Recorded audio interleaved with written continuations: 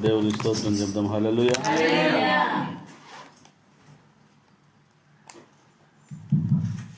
దేవుని మరొకసారి స్తోత్రం చెప్దాం. హల్లెలూయా. వాక్యంలోనికి వెళ్దాం. లూకా సువార్త 15వ అధ్యాయము 8వ వచనము చదువుకుందాం. లూకా సువార్త 15వ అధ్యాయము 8వ వచనము.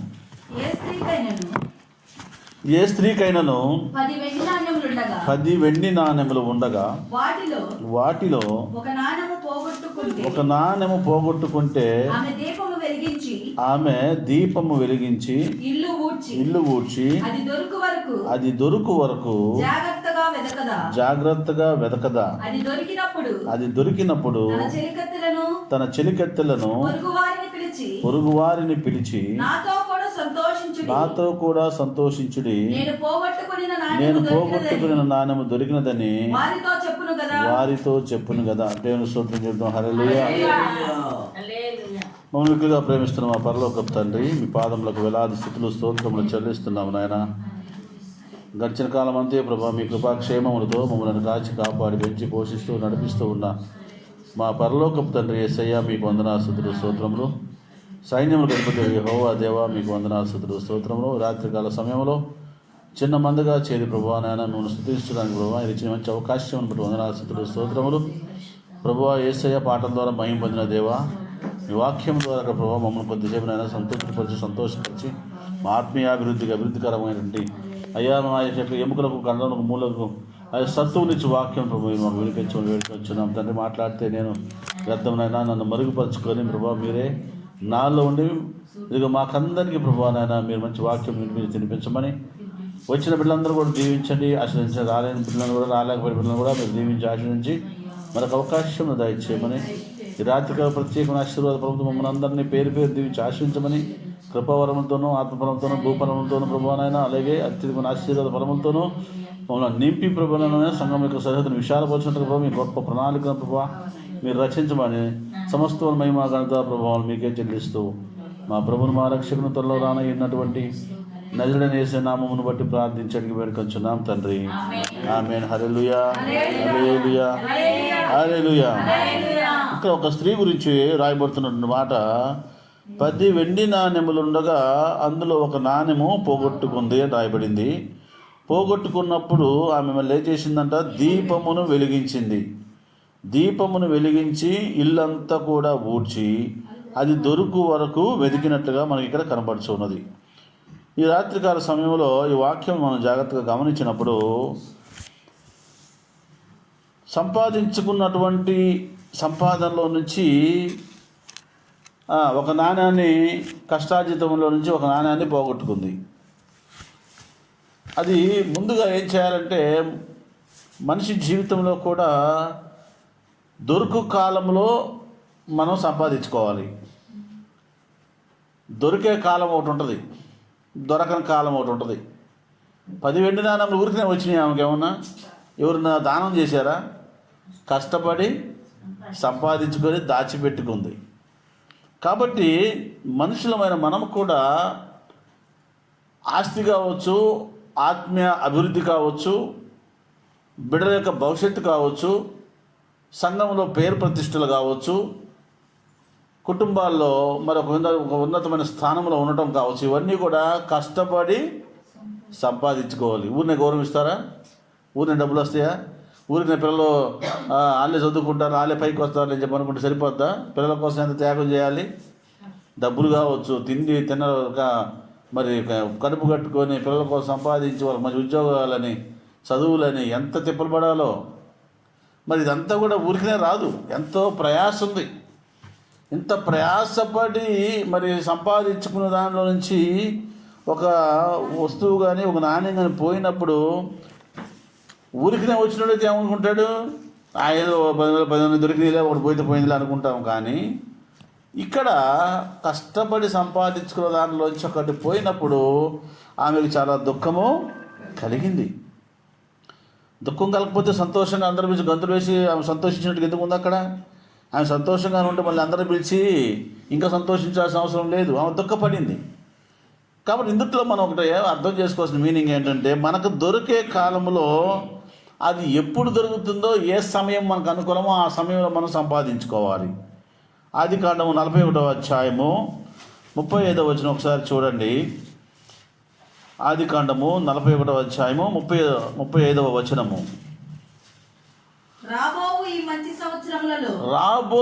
మంచి సంవత్సరములలో దొరుకు ఆహారమంతయు సమకూర్చి ఆ ధాన్యము ఫరో చేతికి అప్పగించి ఆహారమునకై భద్రము చేయవలెను. దేవుని స్తోత్రం చెప్పండి. హల్లెలూయా. అది ఎవరు చెప్పిన మాట? యోసేపుకి ఎవరు చెప్పారు? దేవుడు చెప్పాడు.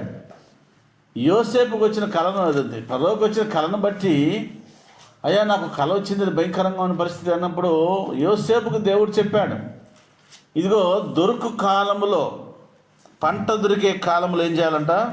విస్తారంగా పంట పండినప్పుడు దాన్ని ఏం చేయమంటున్నాడు? ఆ ఫరో దేశం అంతా కూడా కొట్లు కట్టించి అందుట్లో నిల్వ చేయమని చెప్తున్నాడు. ఉంటే ఇచ్చారు, లేకపోతే ఆనందించి ఇచ్చేవాళ్ళు, ఉంటే ఇచ్చేవాళ్ళు ఎవరైనా కానీ. అమ్మ మా దగ్గర మా డబ్బులు అడిగావు కానీ మా దగ్గర లేవంటాం. అందుకే ప్లానింగ్ అనేది ఉండాలి, కష్టం అనేది ఉండాలి, చెమటోడ్చాలి, సంపాదించుకోవాలి. ఇక్కడ దేవుడు ఒక అవకాశం ఇచ్చాడు. ఏమిటి అవకాశము? దొరికే కాలంలో మనం బాగా సంపాదించాలి. యోసేపు కోసము, ఫరో కోసము, ఐగుప్తు దేశస్తుల కోసమే కాకుండా ఇంకా చుట్టుపక్కల ప్రాంతాల వారికి కూడా అవసరమైనంతగా దేవుడు అక్కడ ఆహారాన్ని అందించాడు. అందిటువంటి వీళ్ళు ఊరికి నుంచుంటే పంటలు పండినయా? కోత కోయకుండానే, కుప్పలేయకుండానే, లేదా నాటకుండానే అన్ని పండినయా? అత్యధికమైనటువంటి శ్రమను వారు పొందారు.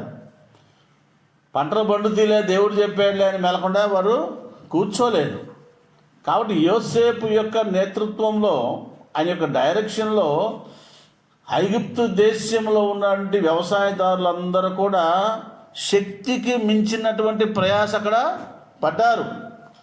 శక్తికి మించినటువంటి ప్రయాస, వ్యవసాయంలో ఉన్న టెక్నిక్స్ కావచ్చు, మరి వచ్చే మందులు కావచ్చు, ఎరువులు కావచ్చు, ఆ భూమిని చదును చేయటం కావచ్చు, నిరుపయోగంగా ఉన్న వాటిని కూడా ఉపయోగంలోకి తీసుకుని, ఎందుకంటే కరువు రాబోతుంది కాబట్టి నిరుపయోగంగా ఉన్న వాటిల్లో కూడా సాధ్యమంతకి చెమటోడ్చి వారు అత్యధికమైన ఫలసాయం వచ్చే రీతిలో వారు కష్టపడ్డారు. అక్కడ కష్టపడ్డారు కాబట్టి అక్కడ ఫలితము వచ్చింది. దేవుని యొక్క మాటకు లోబడి వారు దొరికే కాలంలో చాలా మరి అక్కడ సమకూర్చినట్టుగా మనము చూస్తూ ఉన్నాం. ఇంకా మనం గమనించినట్లయితే సామెతల గ్రంథము 21వ అధ్యాయము 20వ వచనం కూడా చూడండి.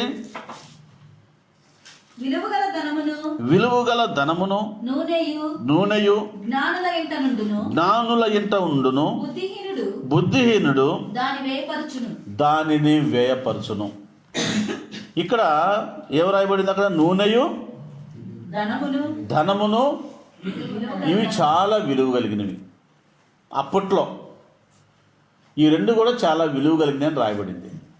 అవి దొరికే సమయంలోనే మనం దాచిపెట్టుకోవాలి. ఒడ్లు ఉన్నాయి, పండినప్పుడు చౌకగా ఉంటాయి. అప్పుడు ఏం చేస్తారు? ఇంట్లో సరిపడా బస్తాలు పొలం ఉన్నా లేకపోయినా కొనుక్కొని పెట్టుకుంటారు. మనకి తక్కువ. కానీ కొంతమంది హైందవులు, కొన్ని ఫ్యామిలీస్ వారు ఆ చౌకగా దొరికేటప్పుడే కందులు కావచ్చు, మినువులు కావచ్చు, పెసలు కావచ్చు, అలాగే పసుపు కొమ్ములు కావచ్చు, మిరపకాయలు కావచ్చు, ఇవన్నీ కూడా ఆ సీజన్లో దొరికేటప్పుడు ఒక 6 నెలలకో సంవత్సరం సరిపడా కొనేసుకుంటారు వాళ్ళు. కొనుక్కొని చక్కగా వాటిని శుభ్రం చేసుకొని వాటిని మరి పప్పు పట్టించుకోవడమా, లేకపోతే పౌడర్లు చేసుకోవడం, గారం అయితే పౌడర్ చేసుకోవడమా, వాటిని జాగ్రత్తగా దాచిపెట్టుకుని ప్రిజర్వేటివ్స్ అంటే అవి నిలవ ఉండేటువంటి పదార్థములు కూడా కలుపుకొని సంవత్సరానికి సరిపడంతా కూడా వారు నిల్వ చేసుకుంటారు. ఇంకప్పుడు ఈ సంవత్సరంలో రేట్లు ఎక్కువైనా తక్కువైనా ఇంటి బయటికి వెళ్ళాల్సిన పని లేకుండా వాళ్ళు ప్లానింగ్తో కరెక్ట్గా జరుగుతూ ఉంటుంది. అంటే బుద్ధి కలిగిన వారంటే ప్లానింగ్, జ్ఞానవంతుల ఇంట్లోనే ఆ ధనము కానీ నూనె కానీ ఉంటున్నట్టుగా కనబడుతుంది. బుద్ధిహీనుడి దగ్గరికి వచ్చరికి ఏమైపోయింది, వాడి దగ్గర వేపర్చేసినాడు, ప్లానింగ్ లేకుండా ఖర్చు పెట్టేసాడని రాయబడుతుంది. కాబట్టి మనం కూడా వాక్యము విస్తారముగా దొరికే సమయంలో మనం ఏం చేసుకోవాలి, మన ఆత్మీయ జీవితాలని అభివృద్ధి చేసుకోవాలి, బలపరుచుకోవాలి. ఇది మనం చేసామా, విస్తారమైన పంట పండుతూ ఉంది. ఈరోజు దేవుని యొక్క వాక్యము అనేటువంటి కోత పంట ఎంత పడుతూ ఉంది, విపరీతంగా పడుతూ ఉంది. నాకు వాక్యము చెప్పేవాడు లేడు, నాకు వాక్యము దొరకటం లేదు అనేవాడు ఎవడైనా భూమి మీద ఉన్నాడా, భూప్రపంచం మీద? నేను అడవిలో ఉన్నానండి, నాకు తెలియదంటే నువ్వు సెల్ ఫోన్ కొనుక్కొని నువ్వు అడవిలో ఉన్నా కానీ నీకు వాక్యము వినబడుతూ ఉన్నది. నువ్వు ఎక్కడో సముద్రంలో ఉన్నా కానీ నీకు ఫోన్ కొనుక్కొని నువ్వు అక్కడ కూర్చుంటే వినబడుతున్నది. పోనీ ఫోన్ ఏమన్నా 10,000, 20,000, ₹1,00,000, నీకు 2-3 వేల రూపాయలు కూడా స్మార్ట్ ఫోన్స్ వచ్చేసినాయి ఇప్పుడు. కాబట్టి నీకు 2-3 రూపాయలకు స్మార్ట్ ఫోన్స్ వచ్చినాయి. శాటిలైట్ కనెక్షన్తో కూడా నీకు ఎక్కడ ఉన్నా కానీ నీకు వీడియోలు అందుతున్నాయి, రికార్డ్ చేసుకుని కూడా ఉండొచ్చు. ఏది ఏమైనా వాక్యం అనేది ఇప్పుడు మైక్రో చిప్ వచ్చేసింది, చిన్న చిప్ అది 632 GB ఉన్న ఒక చిన్న ఫైల్ ఒకటి మొబైల్ వేసుకొని నువ్వు వాక్యాలన్నీ వింటూ దాంట్లో రికార్డ్ చేసుకొని నువ్వు సముద్రంలో ఉన్నా, ఎడారుల్లో ఉన్నా, ఎక్కడున్నా నీకు కావాల్సినన్ని వందల వేల పాటలు, కొన్ని వందల ప్రసంగాలు, బైబిలే నీ యొక్క చేతిలో పెట్టుకొని ఆడియో బైబిలు, వీడియో బైబిలు, మ్యూజిక్లతో పాటు మరిగా ప్రసంగాలు ఏంటి, ఇంత కోత విస్తారముగా పండుతూ ఉంటే దాన్ని ఏం చేయమంటున్నాడు, కొట్లు కట్టి భద్రపరుచుకోమంటున్నాడు. మనకున్న కొట్లు ఏమిటి, హృదయం అనేది అది చాలా పెద్ద కొట్టు. అది ఎంత కొట్టు, హృదయమే అగాధమైన లోయరా, మానవులను మలిచే కార్ఖానరా. పాటలు పాడే సమయం కాదు. హృదయం ఏంటంట, అగాధమైనటువంటి లోయ. అంటే నువ్వు ఎంత ఇన్ఫర్మేషన్ వేసినా ఇంకా ఖాళీ ఉంటానే ఉంటుంది. కాబట్టి అంత అంతరంగం, ఎంతో లోతైనటువంటి హృదయాన్ని మనకి ఎందుకు ఇచ్చాడంటే దేవుడు, పరిశుద్ధ గ్రంథంలో ఉన్న వాక్యం అంతా పండిన టైంలో, దొరికే టైంలో నేను ఏం చేయాలా, నింపుకోవాలి. యోసేపు దేవుడు చెప్పిన వాగ్దానాన్ని బట్టి ముందుగానే కొట్ల నిండా నింపుకున్నాడు. ప్రార్థనతో, వాక్యముతో అతని హృదయము నింపబడింది. కష్టాలు కానీ, నష్టాలు కానీ, శ్రమలు కానీ, బాధలు కానీ, బానిసత్వం కానీ, సంఖ్యలు కానీ, చెరసాలు కానీ, పోతీఫర్ భార్య యొక్క ఆ యొక్క టెంప్టేషన్, శోధన కూడా యోసేపును దేవుని దగ్గర నుంచి దూరపరచలేక దేవుని యొక్క ఆశీర్వాదము, దేవుని యొక్క ప్రార్థనతో యోసేపు హృదయం కంప్లీట్గా నింపబడింది. దేవుని స్తోత్రం చెప్దాం. అది ఎక్కడి నుంచి వచ్చింది? యోసేపు యొక్క ఆత్మీయ జీవితము అంత అభివృద్ధికరంగా ఎందుకు మారింది అంటే, యోసేపు యెహోవా దేవుని పాదాల దగ్గర ప్రతి నిమిషం కూడా ప్రార్థన చేస్తూ ఉన్నాడు. అందుకే ఒక మాట పరిశుద్ధ గ్రంథంలో కూడా రాయబడింది, నీ వాక్యము నా పాదములకు దీపము, అది నా త్రోవలకు వెలుగు అని రాయబడింది. వాక్యము పాదములకు దీపము.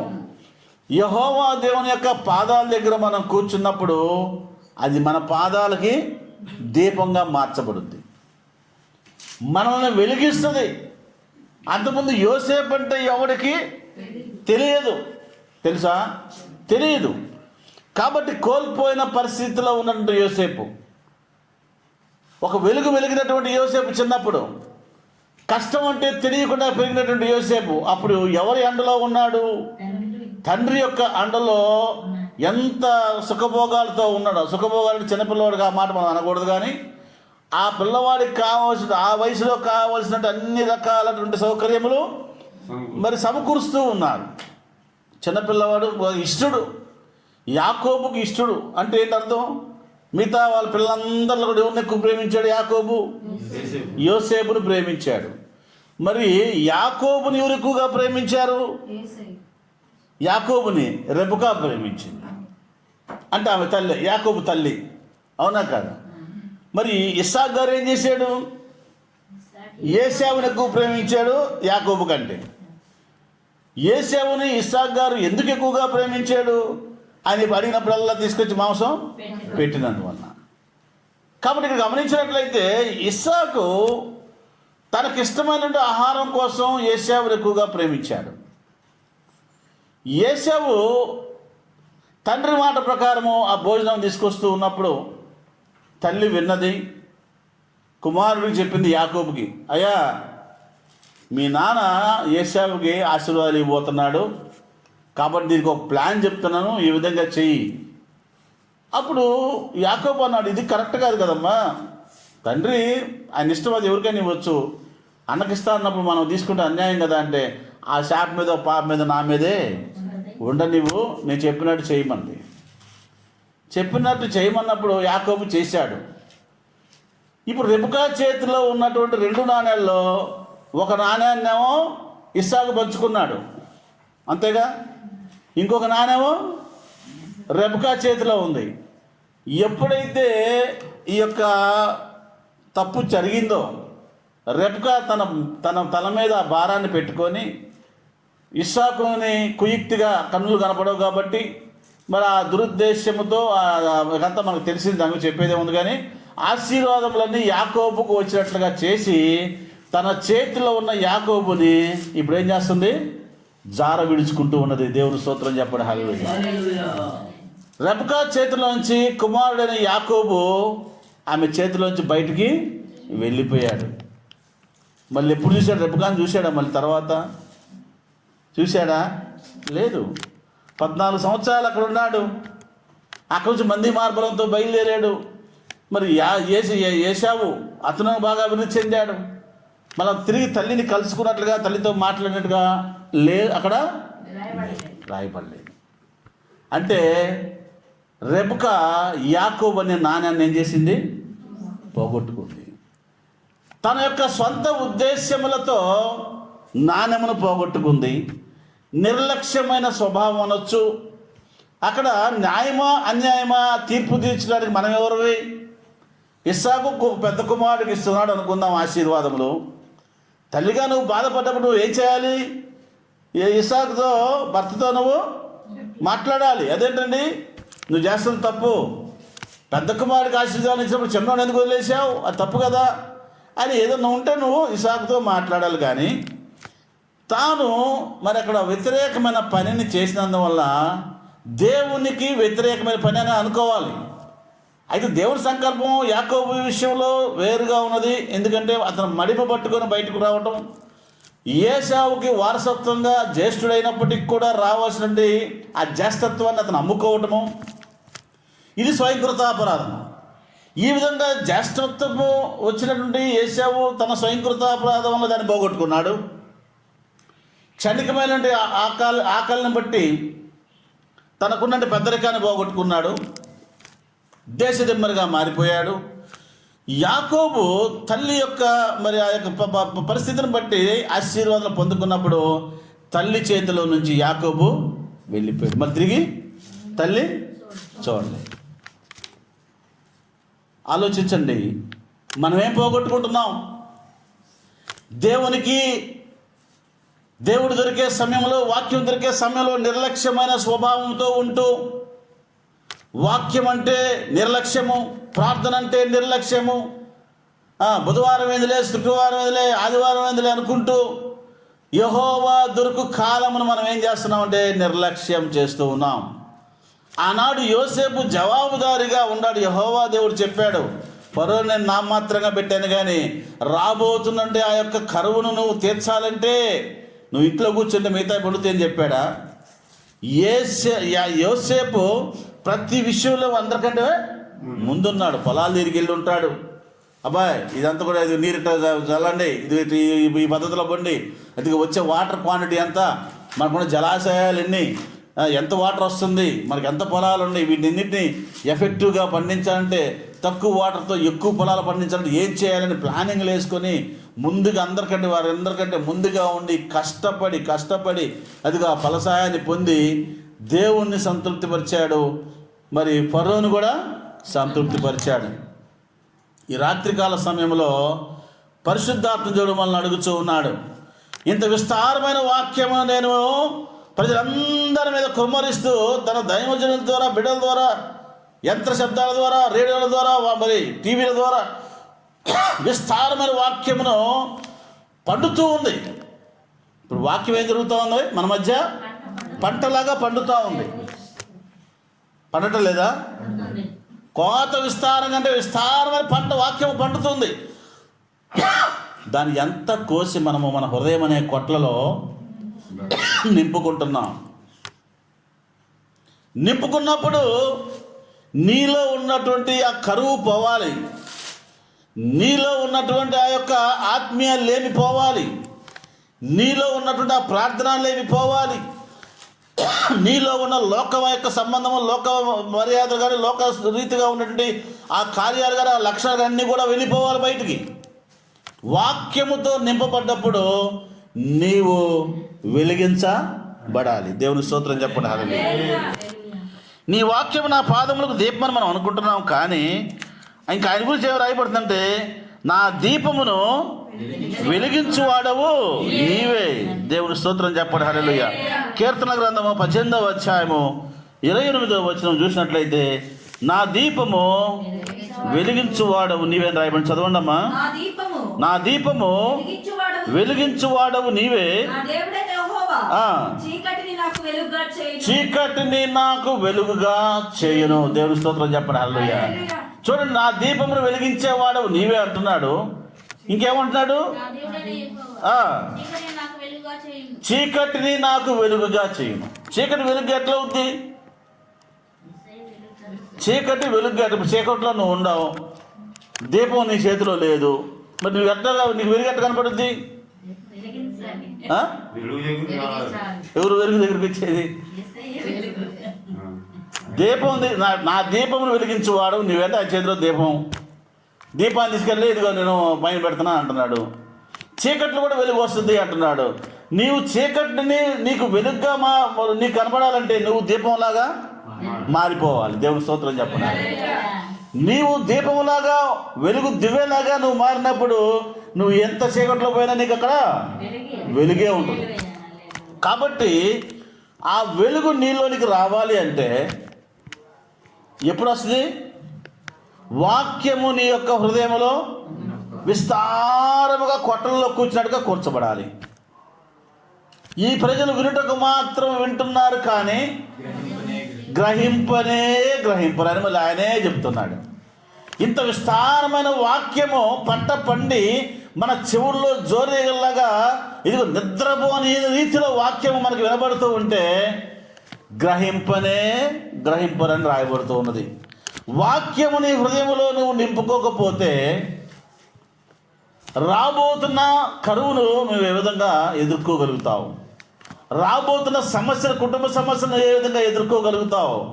ఇక నువ్వు బుద్ధి కలిగిన కన్యలు, బుద్ధి లేని కన్యకలుగా చూసినప్పుడు అంటున్నాడు, ధనమును నూనెయు జ్ఞానుల ఇంట ఉండును అంటున్నాడు, బుద్ధిహీనులు దాన్ని వ్యయము చేయదురు అంటున్నారు. కాబట్టి మనము బుద్ధిహీనులుగా ఉన్నామా, జ్ఞానులుగా ఉన్నామా? జ్ఞానులుగా ఉన్నాము అనుకున్నప్పుడు నీ యొక్క హృదయంలో ఏముండాలి? పేజీలు గ్రంథం, బైబిల్ అంతా నీ యొక్క హృదయంలో ఉండాలి. ఉందా? చెప్పగలుగుతావు వాక్యాన్ని? ఇన్ని సంవత్సరాల నుంచి నువ్వు కొట్టల్లో కూర్చుకుంటున్నావు కదా, జాగ్రత్తగా దాచిపెట్టేవా? నిర్లక్ష్యంగా దాన్ని పోగొట్టుకుంటూ ఉన్నావా? ఆలోచించు ప్రియ సహోదరి, సహోదరుడా. వాక్యం నీలో నుంచి నిర్లక్ష్యమైన స్వభావంతో అది బయటకు వెళ్ళిపోతూ ఉంది. దాన్ని ఒడిసి పట్టలేకపోతూ ఉన్నావు, దానికోసం ప్రయాసపడలేకపోతున్నావు. అయ్యో, నాలో వాక్యాలు నిలిచి ఉన్నాయి, 10 వాక్యాలు, 20 వాక్యాలు, 100 వాక్యాలు నాలో నిలిచి ఉన్నాయి. దాంట్లో కొన్ని వాక్యాలు నేను మర్చిపోతున్నాను, ఇదిగో ఎక్కడో పడేసుకున్నాను, ఆత్మఫలాలు పొందుకున్నాను, అట్లా కొన్ని పోయినాయి, వాటి కోసం వెతుకుతున్నాను అని చెప్పి ఎప్పుడన్నా ఏనాడన్నా దైవటిని వెలిగించి, దీపాన్ని వెలిగించి నీలో కోల్పోయిన దాన్ని ఎప్పుడన్నా వెతికి దాన్ని కనుక్కున్నావా, పట్టుకున్నావా? కృతజ్ఞతాస్తుతులు చెల్లిస్తూ చుట్టుపక్కల ఉన్న వారందరూ పిలిచి ఆనందంగా దేవునికి మహిమకరంగా మరి కృతజ్ఞతాస్తుతులు చెల్లించేవాళ్ళు ఒకసారి ఆలోచించు. అసలు ఎన్ని ఉన్నాయి నీలో, ఎన్ని పోయినాయి? అసలు ఏమి లేకుండా మొత్తం పోయినాయి, ఖాళీ అయిపోయింది, ఒకసారి గమనించుకోవాలి. దొరికే సమయం అయిపోతూ ఉంది, రాకడ గుర్తులు జరుగుతూ ఉన్నాయి, వాక్యము వినబడిన రోజులు రాబోతున్నాయి. ఇప్పటికే క్రైస్తవుల మీద అసలు మైకులు పెడితే ఒప్పుకోవట్లేదు, బైబిల్ చదవనీయట్లేదు, ఇంక ముందు ప్రెషర్ బాగా ఎక్కువ అవుతూ ఉంది. మరి వాక్యము వినబడని రోజులు రాబోతూ ఉన్నాయి. వాక్యం కోసం వెంపర్లాడిన నీకు వాక్యము దొరకనే పరిస్థితి రాబోతూ ఉంటే ఇప్పుడు మనం ఎంత నిర్లక్ష్యంగా ఉంటున్నామో ఒకసారి ఆలోచించండి. ఇంకేమంటున్నాడు? కొట్టల్లో కూర్చుకున్న వాక్యాన్ని ఏం చేయాలంట? ఏం చేయాలి? ఏం చేయాలి? ఒక కొట్టలో కూర్చుకున్న హృదయంలో వాక్యాన్ని బాగా నింపుకున్న దాన్ని ఏం చేయాలి? తాళలేసి పెట్టుకోవడమా? దాన్ని ఏం చేయాలి? వాక్యం లేని వారికి పంచుతున్నామా? మరి మనం పంచుతున్నామా? ఇంక అసలు కొట్టలోనే కూర్చుకోపోతే ఇంక వాక్యాన్ని ఏం పంచుతున్నాం ఆలోచించండి. పోగొట్టుకుంటున్నాం కానీ సంపాదించుకోలేకపోతూ ఉన్నాం. యాకోబు యోసేపుని ఎంతగానో ప్రేమించాడు. ఎంతగా ప్రేమించాడో యాకోబు యోసేపును వాళ్ళని ఎప్పుడు చూశాడు? చిన్నపిల్లాడుగా ఉన్నప్పుడు 12 సంవత్సరాలప్పుడు 15 సంవత్సరాలప్పుడు అప్పుడు దాకా చూశాడు. అక్కడి నుంచి యోసేపు మిస్ అయిపోయాడు. మళ్ళీ ఎప్పుడు కనపడ్డాడు? పెళ్ళి అయిపోయిన తర్వాత పిల్లలు పుట్టి ఒక 30 సంవత్సరాల వయసు ఉంటుందేమో అప్పటికి, ఒక దాదాపు 15-20 సంవత్సరాలు తరువాత చనిపోయాడు. ఇక నాయనేమో కంప్లీట్గా పోయింది. యోసేపుకి యాకోబుకి ఎన్ని నాణ్యాలు ఉన్నాయి చేతిలో? 12 నాణ్యాలు. బెన్యామీన్ దగ్గర ఎంతమంది? 12 నాణ్యాలు. ఏమైపోయింది?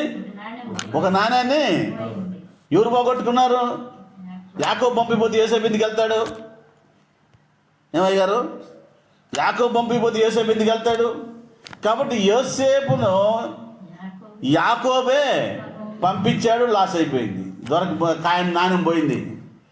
నాణ్యం పోయింది, ఇక పర్మనెంట్గా పోయింది అనుకున్నాడు. విలపించాడు, బాధపడ్డాడు. అయ్యో నేను ఎంత తప్పు చేశాను, నేను పోయినా బాగుండేది అనుకున్నాడు. చనిపోయాడేమో అనుకున్నాడు, బాధపడ్డాడు. కానీ ఆ చీకట్లో కలిసిపోయినటువంటి ఆ నాణ్యము వెలుగుగా మారి యోసేపు అనే ఒక వ్యక్తి ఇదిగో ఆ చుట్టుపక్కల ఐగుప్తు దేశమే కాకుండా చుట్టుపక్కల దేశాలు కూడా ఒక వెలుగులాగా దీపంలాగా పెట్టి వెలిగిపోతూ ఉన్నాడు. ప్రజలందరి దృష్టి అదిగో ఆయన మీద నిలబడిందనే వార్త యాకోబు గారి దాకా వచ్చింది. కోల్పోయిన నాణ్యము, చీకట్లో కలిసిపోయిన నాణ్యము, ఇంకా మిస్ అయిపోయింది అనుకున్న నాణ్యము దేదీప్యమానమైన వెలుగులతో ఆ యొక్క చుట్టుపక్కల దేశాల మొత్తాన్ని ప్రకాశించేంతగా నా దీపమును వెలిగించువాడవు నీవే. హల్లెలూయా. దీపమునలాగా యెహోవా దేవుడు యోసేపుని ఏం చేశాడు? వెలిగించాడు. ఆ వెలుగులోనికి ఎవరు వచ్చారు? ఆ 11 నాణాలు వచ్చినాయి, తండ్రి వచ్చాడు, అందరూ వచ్చి ఆయన వెలుగులో ఆయన ముందు నిలబడ్డారు. ఇప్పుడు ఏ నాణ్యం పోతే ఎవరు దొరికింది? ఎక్కడికి వచ్చినాయి? ఈ 11 నాణాల దగ్గరికి 12వ నాణ్యం వచ్చిందా? కోల్పోయి వెళ్ళిపోయింది. ఇక శాశ్వతంగా ఆ నాణ్యం మిస్ అయింది అనుకున్నాడు. ఆ నాణ్యం దగ్గరికి ఏమొచ్చినాయి? మిగతా నాణ్యాలన్నీ అక్కడికి వచ్చినాయి. దేవుని స్తోత్రం చెప్పండి. అది ఎప్పుడు సాధ్యం అంటే నీవు దీపములాగా వెలిగించబడినప్పుడు, నీ దీపపు కాంతిలోనికి చీకట్లో ఉన్న వారందరూ నేను దూషించిన వారు కావచ్చు, నేను అసహించిన వారు కావచ్చు, నేను అవమానించిన వారు కావచ్చు, నేను హేళన చేసిన వారు కావచ్చు, వారందరూ కూడా నీ యొక్క దీపపు కాంతిలోనికి వారందరూ రావాల్సిందే. దేవుని స్తోత్రం చెప్పాలి. అలా వెలిగించబడాలంటే దొరుకు కాలములో మనము కొట్లలో కూర్చుకోవాలి. దేవుని స్తోత్రం చెప్దాం. హల్లెలూయా. ఇక్కడ తప్పిపోయిన కుమారుని గురించి మనం చెప్పుకున్నాం. లూకా సువార్త 15:2 ఉంటుంది. ఏమని? దేదీప్యమానంగా వెలుగుతూ అతను తన ఇంటి నుండి బయలుదేరాడు. ఇంటి నుండి బయలుదేరేటప్పుడు ఎట్లాంటి డ్రెస్సులు వేసుకున్నాడు, ఎలాంటి ఉంగరాలు, చేతులు, మరి మధ్యలో మరి బంగారపు గొలుసులు, మరి మంచి ధనంతో విస్తారంగా కొట్టలో కూర్చున్నంతా కూడా తన భాగాన్ని బళ్ళ మీదకి ఎత్తుకున్నాడు. దగ మెరిసిపోతా బయలుదేరి వెళ్ళిపోయాడు. తండ్రి చేతుల నుంచి వెళ్తున్నాడు. తండ్రికి తెలుసు నేను ఒక నాణ్యాన్ని పోగొట్టుకుంటున్నానని. ఇష్టపూర్వకంగా ఆ నాణ్యం వెళ్ళిపోతా ఉంది బయటికి.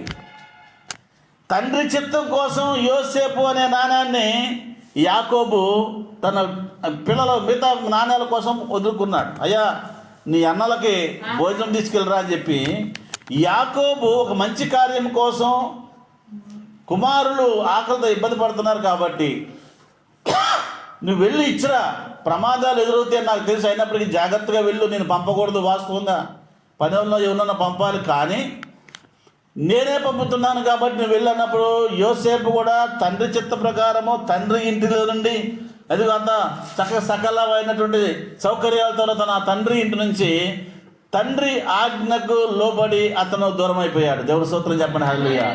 ఇక్కడ తప్పిపోయిన కుమారుడు, ఇంటిలో ఉన్న ఒక వెలుగుతూ ఉన్నటువంటి తప్పిపోయిన కుమారుడు తన తండ్రి సమక్షంలో నుంచి తండ్రి చిత్తమునకు వ్యతిరేకముగా దేదీప్యమానమైన వెలుగుతో దొరికిందంటూ తన షేర్ అంతా తీసుకొని బండ్ల మీద బయలుదేరి వెళ్ళిపోయాడు. చీకట్లో కలిసిపోయాడు.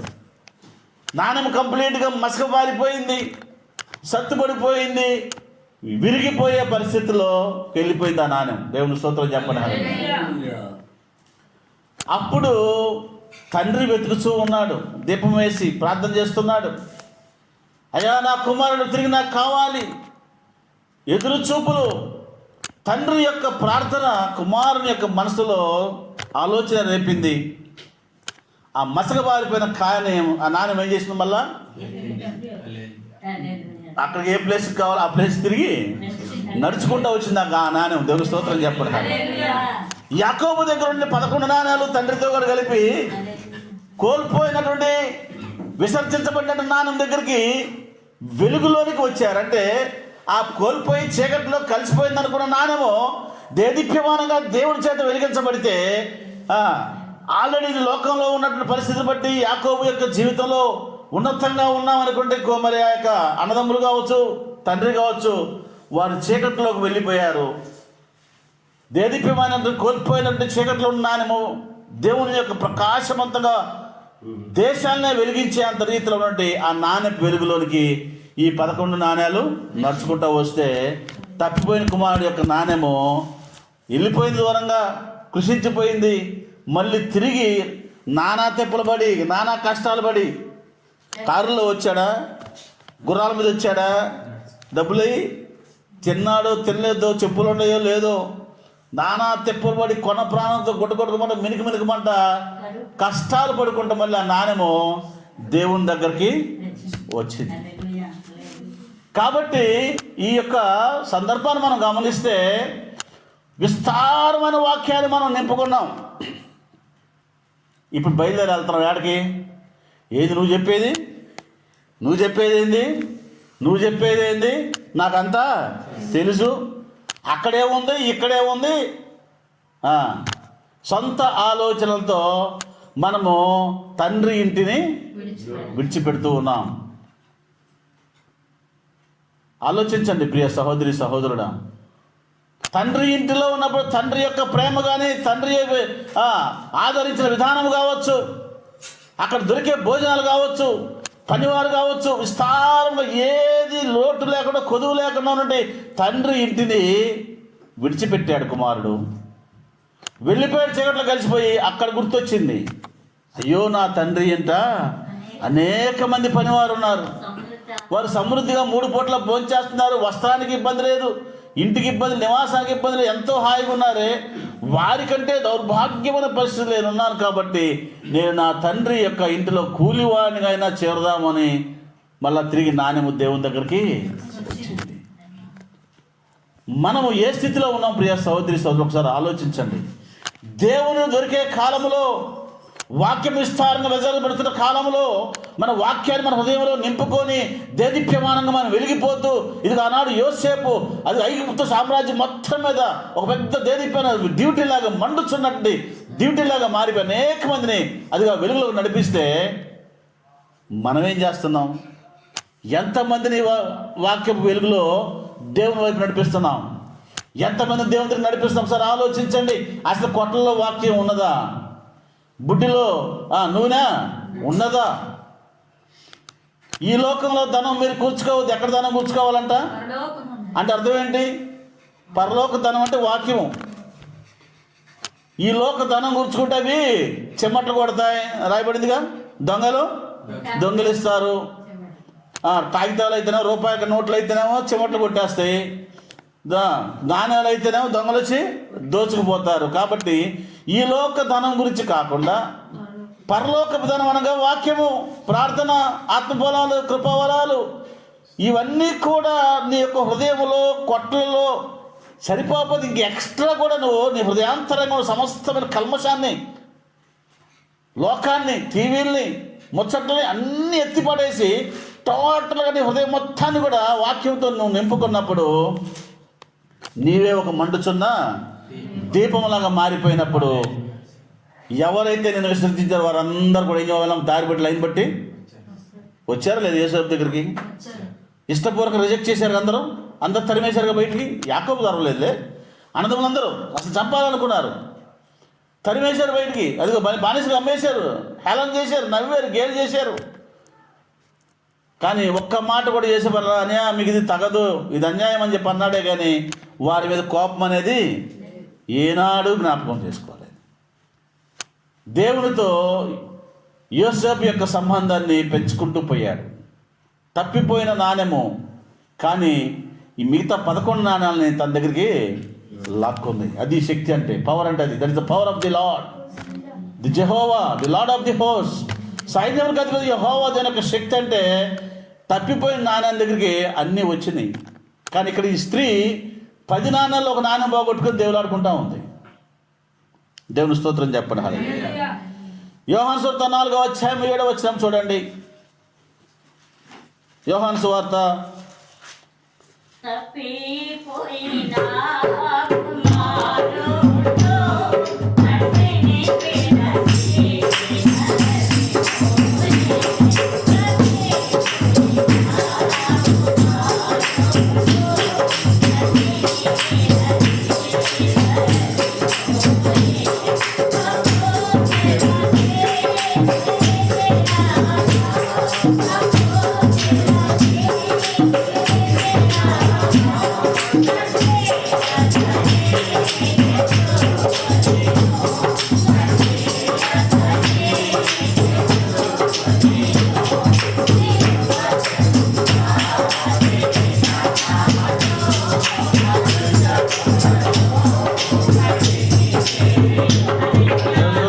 హల్లెలూయా.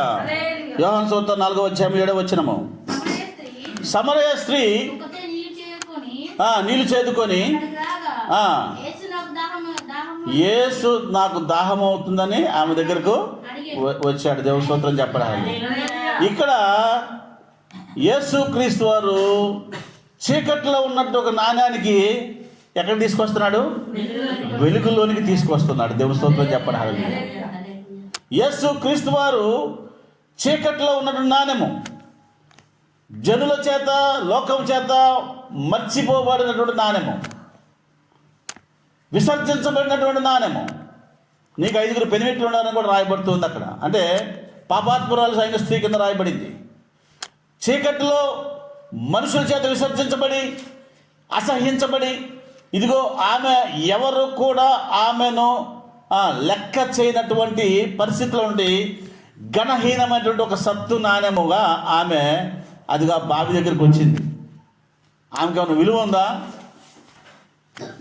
ఉంటుందా? పాపం చేసే వాళ్ళకి, తప్పు చేసే వాళ్ళకి సొసైటీలో విలువ ఉంటుందా? ఉండదు. రిజెక్టెడ్ కాయిన్ అంటాం, అంటే తిరస్కరించబడినటువంటి నాణ్యము అందరి దృష్టిలో. ఆమె మధ్యాహ్నం వేళ అదిగో ఆ యొక్క బావి దగ్గరికి వచ్చింది. యేసు క్రీస్తు వారు తప్పిపోయినటువంటి గొర్రెల కోసమే ఆయన వచ్చింది. నశించిపోతున్న గొర్రెల కోసం ఆయన వస్తున్నాడు. దారి తప్పిన గొర్రెల కోసం ఆయన వస్తున్నాడు. ఇదిగో ఒక మనిషికి 100 గొర్రెలు ఉన్నాయంట. 99 గొర్రెలు సేఫ్టీగా ఉండే, ఒక గొర్రె మాత్రం ప్రమాదంలో చిక్కుకున్నప్పుడు గొర్రెల కాపరి తన గొర్రెల కోసము ప్రాణము పెట్టిన రీతిలో ఆ చిక్కుకొని ప్రమాదంలో ఉన్న గొర్రె కోసం తన ప్రాణాలకు తెగించి వెతికి ఆ గొర్రెను తీసుకొని తన మందలో చేర్చేటువంటి గొప్ప ప్రయాస గొర్రెల కాపరులది. కాబట్టి ఇక్కడ మనం గమనించినప్పుడు సమరయ స్త్రీ వచ్చింది, రిజెక్టెడ్ కాయిన్, తిరస్కరించబడిన నాణెము. ఇదిగో దేవునితో మాట్లాడింది, దేవుడు ఆమెను వెలిగించాడు. దేవుని స్తోత్రం చెప్పడానికి దేవుని యొక్క వెలుగు ఆమెలో నింపబడింది.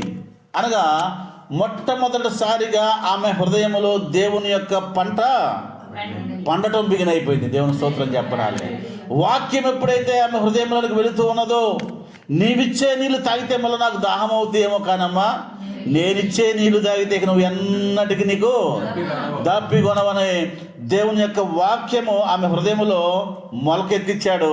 అది పండటం బిగించేసింది. ఎంత పంట కోసింది ఆమె? ఆ యొక్క తిరస్కరించబడిన నాణెము యెహోవా యేసుక్రీస్తు వారి కోసము ఆ ఊరు మొత్తాన్ని నాణ్యాలుగా మార్చి దేవునికి అప్పగించింది. ఎన్ని సంపాదించింది ఆమె? అది కష్టం. అది సేవ. అది యేసుక్రీస్తు వారు మెచ్చే సేవ.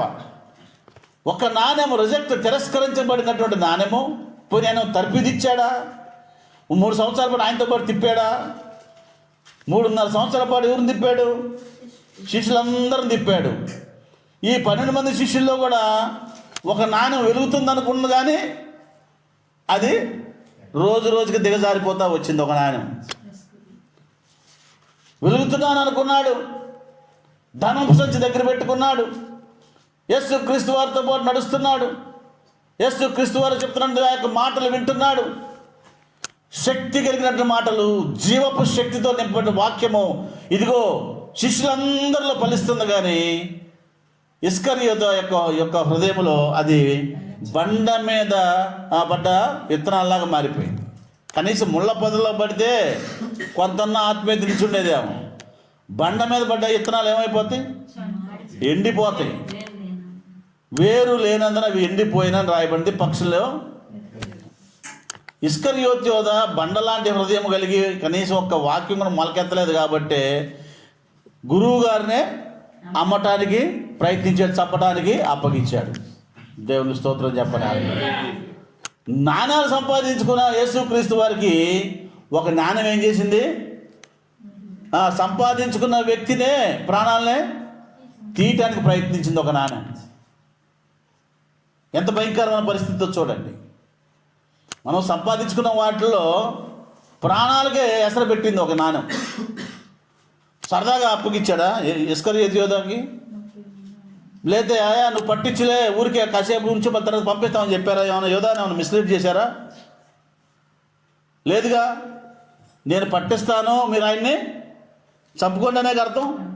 సో ఇస్కరియోతు యోధాకి తెలుసు, యేసుక్రీస్తు వారిని నేను పట్టిస్తే ఆయన చంపేస్తారు తీసుకెళ్ళి. అలాంటి యేసుక్రీస్తు వారు ప్రక్కనే ఉండి యేసుక్రీస్తు వారితో పాటు వెలుగుతూ యేసుక్రీస్తు వారి యొక్క జీవశక్తిని గమనిస్తూ 5 రొట్టెలు 2 చేపలు 5,000 మంది పురుషులు స్త్రీలు పిల్లలు కాక ఇంత అద్భుత కార్యం జరుగుతూ ఉన్నప్పుడు చనిపోయిన వారు లేస్తూ ఉన్నారు. 4 రోజులు కుళ్ళిపోయి ఇదిగో శవముగా మారినటువంటి కుళ్ళిపోయిన శవము లాజరు బయటికి రా అంటే లేచినట్టు ఆ సందర్భాలు చూసినప్పటికీ కూడా తప్పిపోయిన నాణ్యము చివరికి తన యజమానున్నే అప్పగించే పరిస్థితికి తీసుకొచ్చింది. భయంకరమైన పరిస్థితి. ఈరోజు మనము ఏ స్థితిలో ఉన్నాం? మనంతటికి మనమే యజమానుడి దగ్గర నుంచి, తండ్రి దగ్గర నుంచి, దేవుని యొక్క వెలుగులో నుంచి చీకట్లోనికి కలిసిపోతూ ఉన్నామేమో ఒకసారి ఆలోచించండి. చిన్న చిన్న ఎమోషనల్స్ దగ్గర మనం ఫీల్ అయిపోయి బాధపడిపోయి సొంత ఆలోచనలతో ఇదిగో పాలు తెలు ప్రవహించే తండ్రి యొక్క సన్నిధిలో నుంచి మనం బయటికి వెళ్తే ఎవరి లాసు? మనకే లాసు. దేవుని స్తోత్రం చెప్పడానికి అబ్రహాము తన తండ్రి ఇంట్లో ఉన్నాడు, తన బంధువులతో ఉన్నాడు, సంతోషంగా ఉన్నాడు. అంత సంతోషంగా ఉన్న అబ్రహాముని ఏమంటున్నాడు? నీవు నీ యొక్క కాయిన్స్ నుంచి, ఆ యొక్క నాణ్యాల నుంచి నువ్వేం కావాలి? బయటకు వచ్చేయాలి. You have to depart from your ancestors. You have to depart from all your blood relatives. నీ రక్త సంబంధి గురించి, నీ తండ్రి నుంచి, నీ అన్నదమ్ముల నుంచి సమస్తాన్ని వదిలిపెట్టి నా కోసం నువ్వు బయటికి రా. దేవుని స్తోత్రం చెప్పడా. పిలువబడ్డా నానేమో పిలుచుకున్నాడు యెహోవా దేవుడు, ఆయన్ని తీసుకెళ్ళిపోయాడు. ఎంతో నేర్పాడు దారిలో. భయం అంటే ఏందో అబ్రహాం గారికి తెలిసి వచ్చింది లేదా? తెలియకపోతే శారామ్ని ఏమన్నాడు? ఈమెవరే అంటే చెల్లి అంటే అన్నాడు. ఏడ చంపుతారు అన్నాడు. ఇంట్లో చక్కగా సంతోషంగా ఉన్నటువంటి అబ్రహాంని నువ్వు బయట రావయ్యా బాబు అని చెప్పి బయటకు తీసుకొచ్చినాక ప్రాణాభయం అంటే ఏందో కూడా అబ్రహాముకి చూపించాడు దేవుడు. వామో భార్య అని చెప్తే నన్ను చంపేసి ఆమెను తీసుకెళ్ళిపోతాను, నా ప్రాణాలకు ఎసరు వచ్చిందని, ఇదిగో నా చెల్లెలు అని చెప్పాడు. లోపల లోపల భయపడుతున్నారు. ఆమెను తీసుకెళ్ళిపోయాడు. ఆ రాజుకి దేవదూత ప్రత్యక్షమై చెప్తా ఉంది, ఆమెను అంటుకున్నావంటే నీ సంగతి అయిపోయినట్టే. క్షణంలో మొత్తేస్తాను. ఆడు వణికిపోతా వచ్చాడు. అయ్యా ఏందో అట్లా చెప్పావు, నువ్వు బల్లేవాడు దొరికేవే, నువ్వు భార్యను పట్టుకుని చెల్లి అంటే ఏం చేస్తావు, నువ్వు చంపుతావని భయపడ్డానండి అన్నాడు. ఎంత కష్టమైన పరిస్థితుల్లో కూడా దేవుడు పిలిచిన నాణ్యము అది అంతకంతకు పెరిగి ఇప్పుడు సమస్తమైన నాణ్యాల మీద ఏమైపోయింది? వచ్చిన నాణ్యాలన్నీ ఎక్కడ వచ్చినాయి?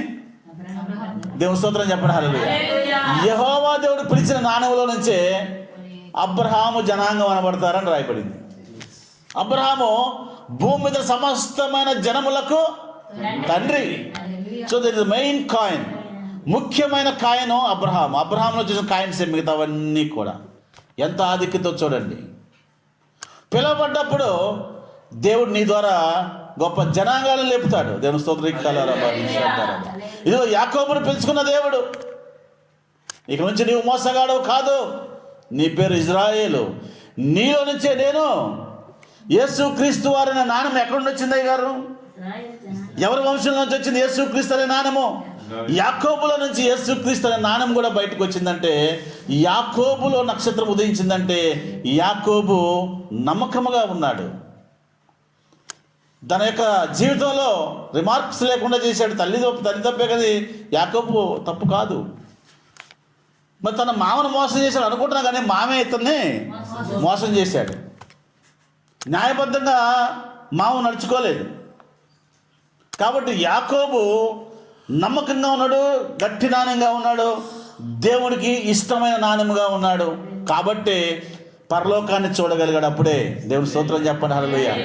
పరలోకాన్ని ప్రత్యక్షంగా చూడగలిగినటువంటి వ్యక్తి యాకోబు. అంటే పరలోకంలో లోపల చూడలేదు, కానీ ఆకాశం నుంచి పరలోకానికి ఏ విధంగా వెళ్ళాలో కూడా ఆ నిచ్చెన చూసినటువంటి యాకోబులో నుంచి యేసుక్రీస్తు అనే శ్రేష్టమైన నాణ్యం కూడా బయటకు వచ్చింది. దేవుని స్తోత్రం చెప్పండి. హల్లెలూయా. మనం ఎలా ఉన్నాం? వాక్యాన్ని హృదయంలో నింపుకొని దిట్టమైన బలమైన కాయిన్స్గా మనం మారుతూ ఉన్నామా? ఆలోచించండి. యోసేపుని ఎలాంటి కాయిన్గా మార్చాడు? ఫరో కూడా యోసేపు ఆజ్ఞ లేకుండా ఆయన భోజనం కూడా చేయలే. దేవుని ఆలోచించండి ఒకసారి. యోసేపు ఎస్ అంటే ఎస్, నో అంటే నో. ఫరో గారు అయ్యారు కూర్చోని అంటే కూర్చోవాలి, లెగమంటే లెగవాలి. అలాంటి కానీ నాణ్యానికి ఏముంటుంది? విలువ ఉంటుందా లేదా? ఎలాంటి విలువ? మామూలు విలువ కాదు అంటుండేవా? దేవుడు గారు తెలిసే ఈ నాణ్యం ఎక్కడికో వెళ్ళిపోతారో, తప్పిన కుమారులాగా వెళ్ళిపోద్దని దేవుని స్తోత్రం చెప్పడాలి. కాబట్టి మనము శ్రేష్టమైన నాణ్యములుగా మారాలి. వెలుగులో ఉండకుండా చీకట్లో జారిపోయే విధంగా ఉండకూడదు. మనం ఏమవుతున్నాం అంటే జారుకుంటున్నాం, జారిపోయే నాణ్యాలం మనం. వాక్యం వెలుగులో ఉండకుండా చీకట్లోకి వెళ్ళిపోయే నాణ్యాలుగా మనం మారిపోతున్నాం. ఒకసారి గమనించండి, మనం ఏ స్థితిలో ఉన్నామో, ఎక్కడికి పోతున్నామో, ఎట్లున్నాము అనేది ఆలోచించుకొని జాగ్రత్తగా మనం పదిలపరుచుకోవాలి. దేవుని స్తోత్రం చెప్పండి. హల్లెలూయా. సామెతల గ్రంథము 20వ అధ్యాయము 27వ వచనం చూడండి. సామెతల గ్రంథము 20:27. నరుని ఆత్మ యెహోవా పెట్టిన దీపము అంటే దేదీప్యమానమైనటువంటి నాణ్యముగా, బంగారపు నాణ్యముగా నువ్వు మారావా లేదా? వాక్యముతో నింపబడ్డప్పుడు ఆ నాణ్యము కనకనకనలాడుతూ ఉంటుంది, మెరిసిపోతూ ఉంటుంది, విలువ ఉంటుంది. మనుషులకు విలువ లేదా? ఉందా లేదా? ఆ విలువ ఎట్టొచ్చింది? ఎట్టొచ్చి చెప్పండి. బిల్లీ గ్రామ్ గారు అమెరికన్ ప్రెసిడెంట్. ఆయన అమెరికన్ ప్రెసిడెంట్ కాదు, అక్కడ పాస్టర్ గారు అమెరికాలో. ఈ ఎలక్షన్స్ అప్పుడు ఈ రాజకీయ నాయకులందరూ కలిసి ఏమన్నారంటే, అసలు ఎలక్షన్స్ లేకుండా అమెరికా మొత్తంలో ఎవరన్నా ఒకరు పెట్టేస్తే ఎట్లుంటుంది, అసలు ఎలక్షన్స్కి $100 కోట్లు ఖర్చు అవుతుంది కదా, ఈ ఎలక్షన్ ఖర్చు లేకుండా ఎవరిని పెడితే బాగుంటుంది, ఎవరు ఒప్పుకుంటారంటే, వాళ్ళందరూ అనుకున్న మాట ఏంటంటే, బిల్లీ గ్రామ్ గారు కనుక ఒప్పుకుంటే అమెరికన్ ప్రెసిడెంట్గా ఉండటానికి అసలు ఎలక్షన్స్ లేకుండా యాజిటీస్కి తీసుకొచ్చి ఆయన్ని ఆ సీట్లో కూర్చోబెడతామన్నారు. అంటే ఆ యొక్క కాయిన్కి ఎంత విలువ ఉందో ఒకసారి ఆలోచించండి. బిల్లీ గ్రామ్ గారికి ఏంటంటే, ఆయన ఇష్టపడితే అమెరికన్ ప్రెసిడెంట్గా మేము ఆయన్ని ఇచ్చేస్తాం, యునానిమస్గా పెట్టేస్తామంటే, నేను నా నాణ్యాన్ని దేవుని కోసం నాణ్యాలు సంపాదించడం కోసం ఉన్నాను, కానీ నాకు ఈ పోస్ట్ వద్దాయా అని చెప్పి అన్నాడు. దేవుని స్తోత్రం చెప్పడానికి బిల్లీ గ్రామ్ గారు ప్రపంచవ్యాప్తంగా ఎన్నో కోట్ల నాణ్యాలను దేవుని కోసం, దేవుని ఖజానాలో కొట్లలో కూర్చాడు. మరి మనము ఏం చేస్తా ఉన్నాం ఒకసారి ఆలోచించండి. ఎంత పరిస్థితిలో ఉన్నాం మనం, ఎంత ప్రయాసపడుతున్నాడు దేవుడు. ఇదిగో బేతస్తా కొన్నారు దేనికున్నట్టు, ఇక ఇరుక్కుపోయిన నాణ్యం, అది కదలలేని నాణ్యం. కదులుతుందా? ఎన్ని సంవత్సరాలు కదలకుండా పడి ఉంది అది? అందరూ చూస్తున్నారు ఆ నాణ్యాన్ని. ఆ నాణ్యం మాట్లాడుతుంది అందరితో. కానీ వాక్యాన్ని అంటే వెలుగుని తన హృదయంలోకి తీసుకోవటం లేదు. ఎక్కడ పడి ఉందో అక్కడే అదే ప్లేసు. కాకపోతే కాళ్ళు చేతులు కొద్దిగా ఆడిస్తున్నాడేమో, కానీ ఆ ప్లేస్లో నుంచి 35 సంవత్సరాల కదలకుండా పడి ఉన్న నాణ్యం దేవుడు చూశాడు. వేస్ట్ క్యాండిడేట్ అనుకున్నాడు. ఏమన్నా దేవుని మహింపరిచాడు. తర్వాత అయినా బలవంతంగా మళ్ళీ ఆయన యేసుక్రీస్తు వారు ఆయన దగ్గరికి వెళ్ళాడు. ఎవరే నిన్ను బాగుపరిచింది? 35 సంవత్సరాలు పక్షవాయుగా మాకు తెలుసు, బేతస్త కొందరు పడి ఉన్నావు, నువ్వేంది దేవాలయం దగ్గర కనపడుతున్నావు? ఎవరు నిన్ను బాగు చేసింది? ఎవరు? గడ్డపైన కానీ వచ్చాడండి, ఆయన ఎవరు నాకు తెలియదు అంటున్నాడు.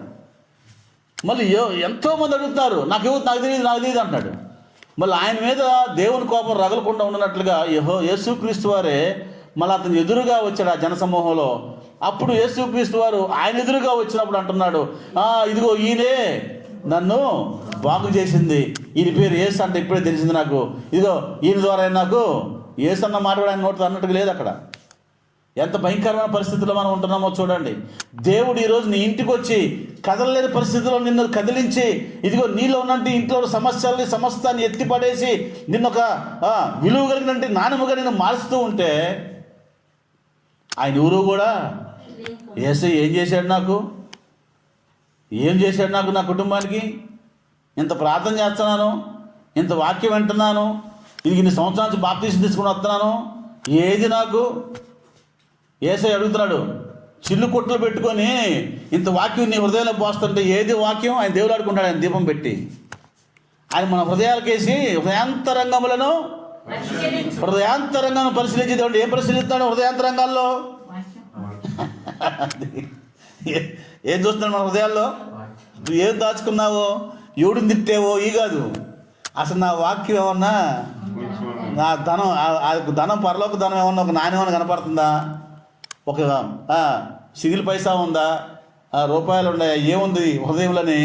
దుర్బిని పెట్టి దేవుళ్ళు ఆడుతూ ఉంటే చిల్లు కనపడతా ఉంది. హృదయం అంతా చిల్లులే. ఆ చిల్లుల్లో పడి వాక్యం మాత్రం వెళ్తుంది, కానీ ఇంకేముంటున్నాయి? అన్నీ ఉంటున్నాయి. భయంకరమైన పరిస్థితి. అదే కోపం వస్తుంది ఆయనకి. ఇప్పుడు ఎంత పరిచయం ఉన్నామో మనం, 20 సంవత్సరాలు మన 10 సంవత్సరాలు పరిచయంగా. ఇప్పుడు నేను వచ్చాను, ఎవరు నువ్వు అన్నారు అనుకోండి, మీరు నీ పేరు ఏదో నాకు గుర్తులేదు, అసలు ఎవరు అన్నావు అనుకో, నాకు ఎట్టుంటుంది? ఎంత కోపం వచ్చింది. మరి నువ్వేమో నేను దేవుని బిడ్డని బాప్తీసం తీసుకున్నా 20 సంవత్సరాల కిందట, ఇక నాకు టికెట్ రెడీ అయిపోయింది, ఇక నేను వెళ్తే స్టెప్ వేస్తే ఎక్కడికి? పరలోకానికి అనే వాళ్ళు ఉన్నారు చాలామంది. ఇక నేను బయలుదేరితే ఇక్కడ నుంచి పరలోకానికి ఇక్కడ అడుగు తీస్తే అక్కడ అడుగు పెట్టడమే. దుర్పిని చేసి చూస్తుంటే వాక్యం అనేది కానీ ప్రార్థన కానీ లేని ఎండిన ఎముకలాగా మనం కనపడుతున్నాం. ఎండిపోయిన స్థితి. పాడైపోయిన స్థితి, దేవుని గుర్తించలేని స్థితి, దేవునికి కృతజ్ఞతాస్తుతి చెల్లించలేని స్థితి, పందులతో సహవాసం చేసే స్థితి. అలాంటి భయంకరమైన స్థితిలోనికి మనంతటికి మనమే వెళ్ళిపోతున్నాం. పందులతో సహవాసం చేసే స్థితికి ఆ కుమారుడు ఎవరి ద్వారా పోయాడు? తండ్రి చెప్పాడా? తనంతట తాను వెళ్ళిపోయాడు. పందులు తినే పొట్టు. తండ్రి చిత్తానుసారంగా ఏంటంటే యోసేపు ఎలాంటి భోజనం చేస్తున్నాడు? అసలు యోసేపు భోజనం చేసే భోజనం గురించి మనం ఊహించుకుంటే ఎంత ఖరీదు. రాజు ఐగుప్తు సామ్రాజ్యాల మీద అధిపతి అంటే అప్పట్లో సూర్యుడు అస్తమించని ఐగుప్తు సామ్రాజ్యం అని పేరు అప్పట్లో. అంటే సూర్యుడు ఉదయించిన ఐగుప్తు దేశం సామ్రాజ్యంలోనే, అస్తమించిన వాళ్ళ దేశాలు. అంత పెద్ద సామ్రాజ్యంలో ఫరోతో పాటు సమానముగా అతని రథంతో పాటు ఫరో రథంలోనే తిరుగుతూ ఫరో ఏం భోజనం చేస్తాడు అదే భోజనము. అంటే ఎంత శ్రేష్టమైన భోజనం ఒకసారి ఆలోచించండి. తండ్రి యొక్క చిత్తానుసారము వెళ్ళిపోయిన నాణ్యము శ్రేష్టమైన భోజనం చేస్తున్నాడు. తండ్రి నుంచి దూరమైన, తండ్రి నుంచి ఇష్టానుసారంగా తన చిత్త ప్రకారం ఏంటంటే తప్పిపోయినాడు. ఏంటంటున్నాడు? పందులు తినే పొట్టు కూడా అతనికి దొరకలేదని రాయబడింది. కాబట్టి కష్టాలున్నా నష్టాలున్నా ఏ స్థితిలో అయినా సరే మనము దేవుని యొక్క చిత్తమునకు లోబడి మనం పనులు చేయాలి. దేవుడు ఏం చెప్తున్నాడు? ఇదిగో కోత విస్తారంగా ఉంది, మీరు కొట్లలో కూర్చుకొని. అంటే మీ యొక్క హృదయాల్లో, బిడ్డల యొక్క హృదయాల్లో, భర్త హృదయంలో, భార్య హృదయంలో, నీ బంధువుల హృదయాల్లో, నీ ఇరుగు వారి హృదయాల్లో నీ వాక్యాన్ని నింపాలి, ప్రార్థనతో నింపాలి. ఇంకా రక్షణ ఇది దగ్గరికి వస్తూ ఉంది, రాకడ దినం దగ్గరికి వస్తూ ఉంది. ఇదిగో వాక్యము దొరకని రోజులు రాబోతున్నాయి. కాబట్టి ఈ లోపలే నువ్వేం చేయాలంటే కొట్టల్లో కూర్చోదాన్ని అంతా కూడా ఇంకా ఎక్స్ట్రా కుట్లు అంటే ఏంటంటే నీ ఇరుగు పొరుగు వారిన హృదయాల్లో నువ్వేం చేయాలి? వాక్యాన్ని నింపాలి. ఆమె ఏం చేసింది? నూనె బుడ్డ ఆమె ఏం చేసింది? నూనె పెరుగుతూ ఉన్నప్పుడు ఏం చేసింది? ఆమె ఇంట్లో కాకుండా ఏం చేసిందంట? ఇరుగు పొరుగు వారి నుంచి కూడా కొండలు తీసుకొచ్చి నింపింది. అవసరం లేదు, నా వరకు చాలా అనుకుందా? ఏం చేసింది ఆమె? ఇతరులకు కూడా అంటే ఆమె దాచిపెట్టుకోవడానికా? వానికి కూడా ఇయటానికి. మనమైతే ఏం చేస్తాం? ఊరికొద్దు, నాకే చాలేదు, ఇంకెందుకు వాళ్ళందరికీ ఇంతే, వాళ్ళొద్దు, నా చుట్టే తిరగాలి వాళ్ళు కూడా. అబ్బాయి ఈ ఇంట్లో నూనె ఉంది బాగా, అబ్బా కొంచెం జీవాన్ని మనం వాళ్ళు అడుగుతూ ఉంటే అబ్బా ఇప్పుడు లేదమ్మా, అదమ్మా ఇదమ్మా, సాయంత్రం మధ్యాహ్నం సాయంత్రం 4 రోజులు తిప్పుకొని సంతోషించినప్పుడు ఏదో కొద్దిగా వీళ్ళు ఇస్తూ ఉంటాం. మనమైతే మన మనస్తత్వం అది. కానీ ఆమె ఏం చేసిందంటే తన ఇంట్లో నింపుకుగా ఇంకా ఇరుగు పొరుగు వాళ్ళు అందరినీ కూడా, అది వాక్యం అంటే, అది మనస్తత్వం అంటే. ఆ విధంగా మనము దేవునికి ఇష్టమైన భక్తిని మనం చేస్తే దేవుడు మనల్ని బలమైనటువంటి కార్యములు చేయడానికి ఆయన మనల్ని పైకి లేపుతాడు. దేవుడు స్తోత్రం చెప్పండి, హల్లెలూయా. ఆ విధంగా మనము వెలగాలి, సంతోషించాలి. సామెతల గ్రంథము 17వ అధ్యాయం 22వ వచనం చూడండి.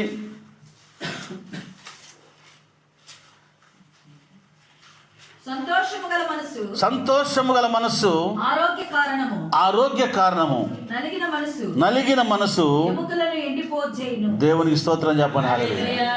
సంతోషముగా ఉన్నప్పుడు అదంట ఎముకలకు ఏంటంటే సత్తు అంట. లూకాసు వార్త 15:24 కూడా చూడండి.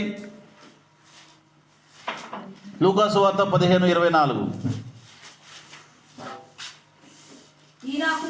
ఈ నా కుమారుడు చనిపోయి మళ్ళా బ్రతికేను, తప్పిపోయి దొరికినని చెప్పి సంతోషించాడా లేదా? సంతోషించాడు. ఇంకొక వాక్యం కూడా చదవండి. లూకాసు వార్త 15వ అధ్యాయము 7వ వచనము.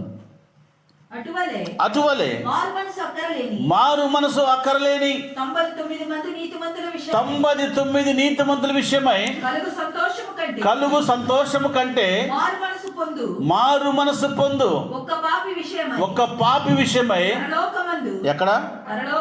పరలోకమందు. దేవుని స్తోత్రం చెప్పండి, హల్లెలూయా. ఒక్క నాణ్యం కనుక మనం పట్టుకుంటే దేవుని కోసం ఎక్కడ సంతోషం అంట? అసలు మనం ఎంతో సంతోషం ఉంటే పక్కన వాళ్ళకి సంతోషాలు మనం మంచమే.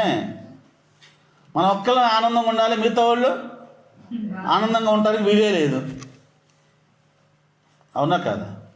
మీకు ఏదో మంచి ఒక ఏదో దొరికింది, ఒక మంచి ఏదైనా వస్తువు, సంతోషం వచ్చి మిగతా వాళ్ళకి చెప్పుకుందామని వెళ్ళారు మీరు. మీకంటే కొంచెం ఎక్కువగా ఉన్న గిఫ్ట్లు కూడా వాళ్ళు కూడా దొరికింది అనుకోండి, మాకు కూడా ఉండాలి, నువ్వే పెద్ద చెబుతున్నావు మాకంటే మన ముఖం ఎట్లా ఉంటుంది. అలా కాకుండా అబ్బా ఎక్కడ దొరికింది ఏ సంగతి మాకు కూడా అని చెప్పి అడుగుతూ ఉంటే మన సంతోషమే, అవునా కదా. కానీ ఇక్కడ పరలోకంలో సంతోషం. పరలోకంలో ఎవరున్నారు? యెహోవా దేవుడు, యేసయ్య, పరిశుద్ధాత్ముడు, కెరూబులు, శరాపులు, 24 పెద్దలు, వీళ్ళందరూ కూడా సంతోషపడే దినం ఏమిటంటే తప్పిపోయిన నాణ్యాన్ని తిరిగి తీసుకొచ్చుకోవటం. దేవుని స్తోత్రం చెప్పరా. ఇదిగో నాణ్యం కోల్పోయాము, చీకట్లో పడిపోయింది, దాన్ని ప్రయాసపడి దీపమును వెలిగించి ఊడ్చి ఇల్లంతా ఊడ్చాలంట. తప్పిపోయిన నాణ్యాలు ఈరోజు లోకం అంతా స్ప్రెడ్ అవుతూ ఉన్నాయి. దేవునికి దూరం అయిపోతున్నారు అనేక నాణ్యాలు. దేవుడిలో ఉన్నామనుకుంటూ జారిపోయే నాణ్యాలు కొన్ని ఉంటే అసలు దేవుడి దగ్గర రాకుండా చీకట్లో దాక్కునే నాణ్యాలు చాలా ఉన్నాయి. వాటన్నిటిని కూడా దీపాన్ని వెలిగించి చీపురు తీసుకొని ఊడుస్తూ ఇల్లంతా ఊడుస్తూ అది ప్రయాసపడి దాన్ని పట్టుకొని ఏం చేయాలి? దేవుని దగ్గరికి తీసుకురావాలి. ఇది చేస్తే పరలోకంలో సంతోషం. కాబట్టి మనం పరలోకాన్ని సంతోషపెట్టేవారిగా ఉండాలా, లోకాన్ని సంతోషపెట్టేవారు ఉండాలా? ఒకసారి ఆలోచించు. పరలోకం ఎప్పుడు సంతోషంగా ఉంటుందంటే నాణ్యాలు అన్నీ కనపడుతున్నాయి దేవునికి. ఎక్కడ? చీకట్లో కనపడుతున్నాయి నాణ్యాలు. మనం కనపడవా నాణ్యాలు? ఎక్కడ మనకేం కనపడతాయి? నేను నా కుటుంబీకులను నాణ్యాలే మనకు కనపడతాయి.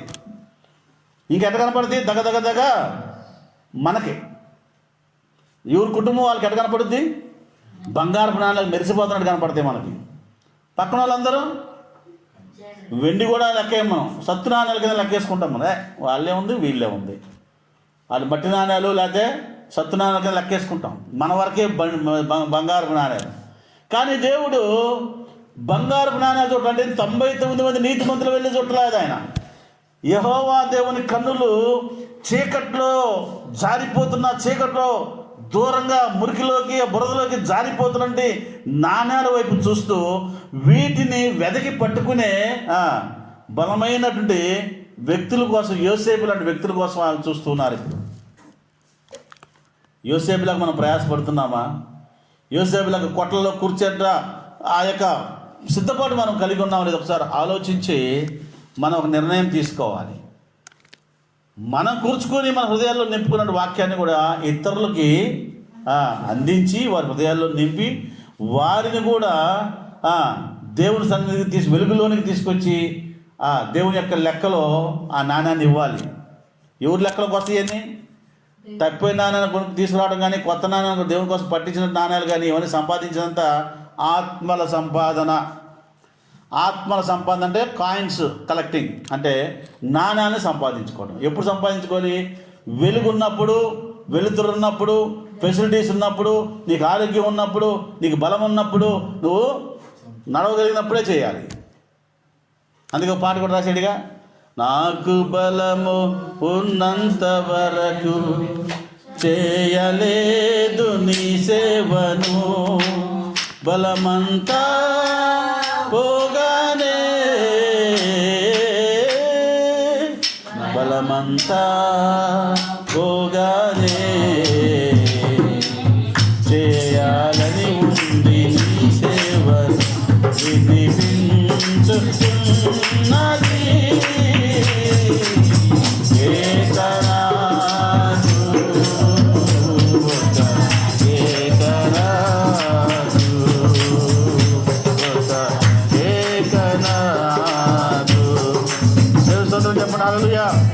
కాబట్టి మనము పరలోకంలో సంతోషం కలిగే రీతిలో నాణాలను ఏం చేయాలి? మనం సంపాదించి కొట్లలో కూర్చోాలి. పరిశుద్ధాత్మ దేవుడు అందుకే నిన్ను వెలిగించాడు, వెలుగు దీపంలాగా నిన్ను మార్చాడు. ఇదిగో నీ పాదాలు నువ్వు ఎటు నడిస్తే అటు ఫోకస్ పడతా ఉంది. ఇప్పుడు దేవుని యొక్క వెలుగు నీలో నుంచి ఆయన చూపించే మార్గంలో నడుస్తుంటే అటు వెలుగు పడతా ఉంటుంది. ఆ వెలుగులోనికి అనేక మంది చీకటి ఉన్నవారు ఆ వెలుగులోకి రావటం కోసం ప్రయత్నం చేయడానికి మనము సిద్ధపడి ఆ విధంగా మనం ప్రయాసపడాలి. ఊరికా ఉండే సమయం కాదు, తినుటకు త్రాగుటకు ఇది సమయము కాదు అని చెప్పి దేవుడు చెప్తున్నాడు. కాబట్టి ఆత్మల సంపాదనలో జారిపోతున్నాయి, నిలకడగా ఉన్నటువంటి నాణ్యాలే జారిపోతున్నాయి. ఇంకా కొత్త నాణ్యాలు ఆడబట్టుకుంటున్నాం. కాబట్టి చాలా ప్రార్థనాపూర్వకంగా ఉంటూ మెలకువ కలిగి ప్రార్థన చేస్తూ ప్రతి ఒక్కరిని సైతాను ఆలోచన ద్వారా జారిపోతూ ఉంటారు. కొంతమంది సొంత ఆలోచన జారిపోతుంది, వాళ్ళకి పోకుండా వాళ్ళకి అలాంటి తలంపులు రానివ్వకుండా ప్రార్థనలో ఉండి మనం నిలబెట్టుకొని దేవుడు మనం చూసి బలా నమ్మకమైన మంచి దాసుడా. ఒకరికి 5 నాణాలు ఇచ్చాడంట, ఇంకోటికి 3 నాణాలు, 2 నాణాలు, ఇంకోటికి ఒకటే. 5 నాణాలు ఇచ్చినాడు, 5 సంపాదించాడు. 2 నాణాలు మరి ఒకటి భూమిలో దాచిపెట్టాడు. మనం భూమిలో దాచిపెట్టేవాడంగా ఉన్నామా, 2కి 2, 5కి 5 సంపాదించే వాళ్ళం ఉన్నాం? ఒకసారి ఆలోచించి దేవుడి అండ్ల మనము యోసేపులాగా మనం ఫలించాలంటే ఆయన రాజ్యభారంలో మనం పాలిభాగస్తులుగా ఉంటూ ముందుకు సాగుటకు, ఆయన ఆత్మకార్యం మనం జరిగించటకు పరిశుద్ధాత్ముడు మనకు సహాయం చేయునుగాక. దేవుడి వాక్యం దీవించునుగాక. ఆమె చిన్న ప్రార్థన దేవుని వాక్యం కోసం చేసుకుందాం. మమ్మల్ని ఎక్కువగా ప్రేమిస్తున్న మా పరలోకపు తండ్రి, మీ పాదములకు వేలాది స్తుతులు స్తోత్రం చెల్లిస్తున్నాం నాయన. గడిచిన కాలం అంతా ఇప్పుడు మీ కృపాక్షేమంతో మనం కాచి కాపాడి దేవా వందనాలు ప్రభా. తప్పిపోయిన నాణ్యం ప్రభా నాయన తిరిగి దొరికినప్పుడు ఆమె ఎంతో సంతోషించి తన బంధువులందరూ కూడా పిలుచుకొని ప్రభా ఆనందించింది ప్రభా. ఆ రీతిలో మేము కూడా ప్రభా ఎక్కడ తప్పిపోతున్నామో ప్రభా, కొట్టలో కూర్చుకోవని విస్తారణ వాక్యం వదలుతున్న సమయంలో ప్రభా చిల్లులు పడిపోయినటువంటి హృదయంతో ప్రభా వాక్యాన్ని అంతా కూడా ఇది బయటికి నిర్లక్ష్యంగా వదిలేస్తున్నాం తండ్రి. అలా విడిచిపెట్టకుండా వాక్యాన్ని భద్రపరిచి మా యొక్క హృదయాంతరంగంలో నింపుకొని వాక్యము లేని బిడ్డల యొక్క హృదయాల్లో ప్రభా నింపుటకు మాకు ఆ శక్తిని సామర్థ్యమును దాయిచ్చేయండి ప్రభా.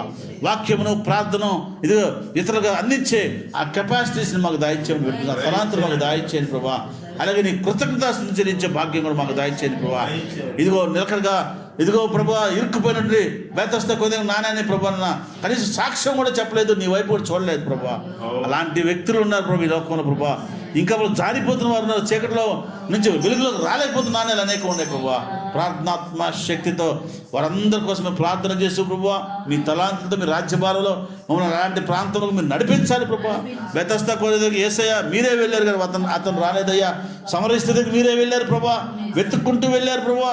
ఇదిగో అడుగుడి మీకు ఇవ్వబడును, అదిగో తట్టుడి మీకు తెరవబడును, వెతుకుడి మీకు దొరికినట్టున్నావు తండ్రి ప్రభా.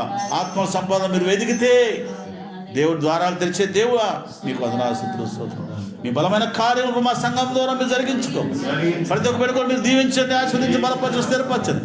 ఆత్మీయమైన అభివృద్ధిని, ఆర్థికమైన అభివృద్ధిని ప్రభా పరలోక రాజ్యపు స్వార్థంగా ఉన్న పాలిభాగస్తులకు సహాయం చేయండి. సమస్తమైన మహిమ ఘనత ప్రభావం మీకే చెల్లిస్తూ ఎంత శత్రు వాక్యం పెట్టేందుకు మీరు దీవించి ఆశీర్వదించమని మా ప్రభు మా రక్షణ తొల రాని నజరేసు నామమును బట్టి ప్రార్థించి అడిగి వేడుకొంచున్నాం తండ్రి. ఆమేన్. హల్లెలూయా, హల్లెలూయా, హల్లెలూయా. ఇంతటితో వాక్యం ముగించబడింది. మీ అందరికీ వందనాలు. Praise the lord.